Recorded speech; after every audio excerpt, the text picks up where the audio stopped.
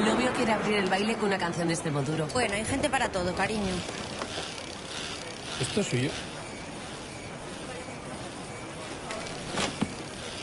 Es mío, gracias.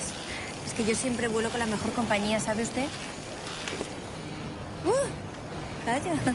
Hombre, pues yo creo que te has pasado un poquito. Obvio, pero es que si no, no me las pongo. ¿Tú sabes lo contenta que estoy de llevar yo esto? Caprichito que tenía.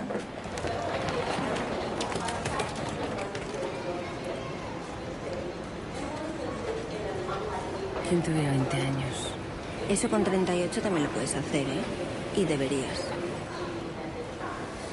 Mamma mía.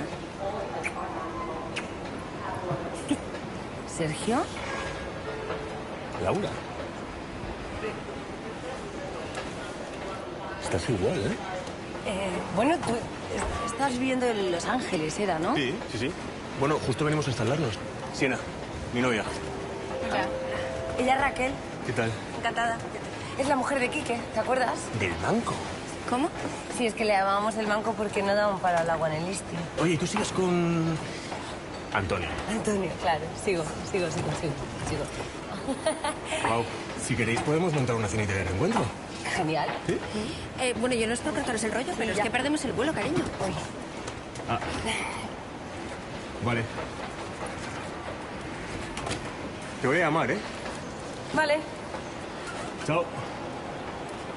Salían compañeros, ¿te acuerdas? La serie. No me acuerdo, yo no había nacido. Se fue a Los Ángeles para ser actor, pero dicen que lo máximo que consiguió ser fue el culo de Brad Pitt en Troya.